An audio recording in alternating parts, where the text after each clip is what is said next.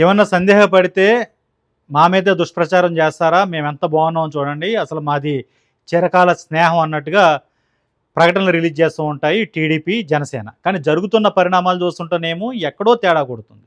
అంతా సవ్యంగానే ఉందా? లేదా ఉన్నట్టు నటిస్తున్నారా? అనే అభిప్రాయం కూడా సామాన్య జనాల్లో కలిగే పరిస్థితి అయితే మనం చూడొచ్చు. వరుసగా 4 సార్లు పవన్ కళ్యాణ్ క్యాబినెట్ భేటీకి డుమ్మా కొట్టారు. ఇంతవరకు ఆ డుమ్మా అనే పదం వాడలేదు కానీ ఇప్పుడు తప్పదేమో. ఎందుకంటే వరుసగా ఆయన గైర్ హాజరు అవుతూ వస్తున్నారు. వాటిలో ఒకసారి అయితే అమరావతిలో ఉండి మరీ అటెండ్ కాలేదు ఆయన. సరే ఆయనకి ఏదో భుజానికి ఆపరేషన్ జరిగింది, అందువల్ల ఆయన రెస్ట్ తీసుకుంటున్నారు అనుకుంటేనేమో ఆయన వేరే కార్యక్రమాల్లో పాల్గొంటున్నారు. ఇప్పుడు లేటెస్ట్‌గా జ్వరం వల్ల ఆయన అటెండ్ కాలేదు. ఈరోజు జరిగినటువంటి క్యాబినెట్ ఏదైతే అసెంబ్లీ సమావేశాల మధ్యలో క్యాబినెట్ జరిగిందో అది కూడా బీసీ రిజర్వేషన్ ఇలాంటి అంశాల మీద నిర్ణయం తీసుకోవాల్సిన సమయంలో ఆయన అటెండ్ కాలేదు. దాని బదులుగా ఆయన ఇటీవలే హైదరాబాద్‌లో జరిగిన ఒక పెళ్లిలో ఆయన కనిపించారు. దాంతో అసలు ఏంటి? ఏం జరుగుతుంది? ఆయన నిజంగానే ఒంట్లో బాగోక రావడం లేదా క్యాబినెట్ భేటీకి? లేకపోతే టీడీపీతో వేదిక పంచుకోవడం ఇష్టం లేక ఏదైనా అలకబూనారా? ఏదన్నా రీజన్ ఉందా? అనే చాలా చాలా డౌట్స్ అయితే రాజకీయాల్లో కలుగుతున్నాయి. ఆల్రెడీ ఇదే అంశం మీద ఒక వీడియో కూడా చేసాం. కానీ ఆ తర్వాత చూస్తుంటే పరిస్థితి అలాగే కనిపిస్తుంది. అంతా బాగానట్టే కనిపిస్తుంది. కానీ ఎక్కడో తేడా కొడుతుంది. నిజంగానే ఒకవేళ టీడీపీ అధిష్టానంతో అంటే చంద్రబాబు, లోకేష్ వీళ్ళతో ఏదైనా తేడా వస్తుందా?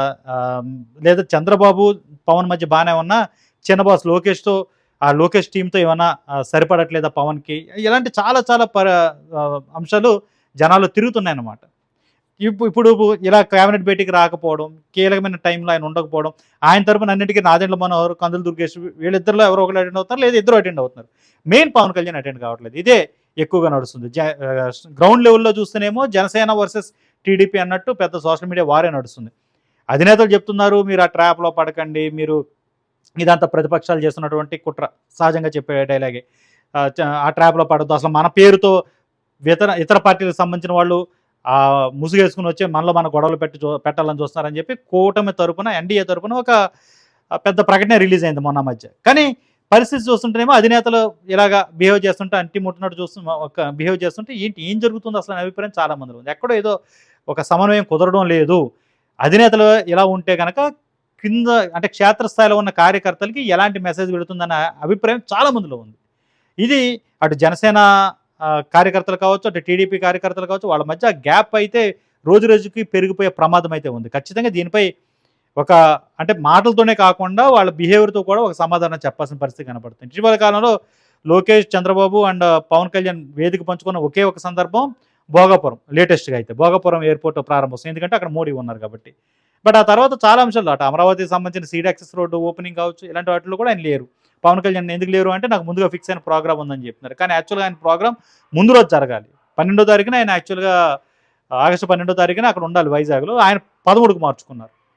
కేంద్ర మంత్రి వస్తున్నారని చెప్పి. నిజానికి అది ఆయన మధ్యాహ్నం నుంచి ఆ ప్రోగ్రామ్ పెట్టుకున్న మార్నింగ్ ఇక్కడ అటెండ్ అయ్యి వెళ్ళిపోవచ్చు. బట్ అది కూడా లేరు ఆయన. సో సంథింగ్ ఏదో గ్యాప్ నడుస్తుందన్న అభిప్రాయం చాలా మందిలో కలుగుతుంది. దానికి సమాధానం చెప్పాల్సిన పరిస్థితి అధినాయకత్వంలోనే ఉంది. ఆ అధినాయకత్వమే కిందకి అంటే క్షేత్రస్థాయికి ఒక మంచి మెసేజ్ పంపాల్సిన పరిస్థితి కూడా కనిపిస్తుంది.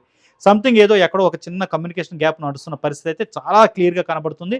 దానికి మరి ఎలా ఫుల్ స్టాప్ పెడతారో చూడాలి. మరోవైపున నాగబాబుకి ఇప్పుడు క్యాబినెట్ హోదాతో పదవి ఇవ్వడం. నిజానికి నాగబాబుకి మంత్రి పదవి ఇస్తారు అని స్వయంగా చంద్రబాబు నాయుడు లెటర్ హెడ్‌తో పాటు రిలీజ్ చేశారు. ఏడాదిన్నర క్రితం ఏడాది దాటిపోయింది.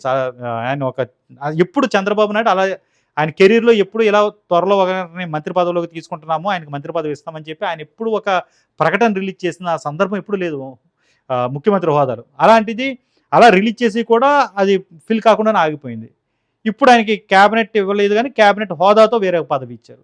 సో ఇవన్నీ చూస్తుంటే అది పవన్ కళ్యాణ్‌ని సంతుష్టపరచడానికి ఇచ్చారా? ఆయన అలక తీర్చేందుకు ఇచ్చారా? లేకపోతే పవన్ కళ్యాణ్ పట్టుతో ఇచ్చారా? ఏవో రకరకాల స్పెక్యులేషన్స్ నడుస్తున్నాయి.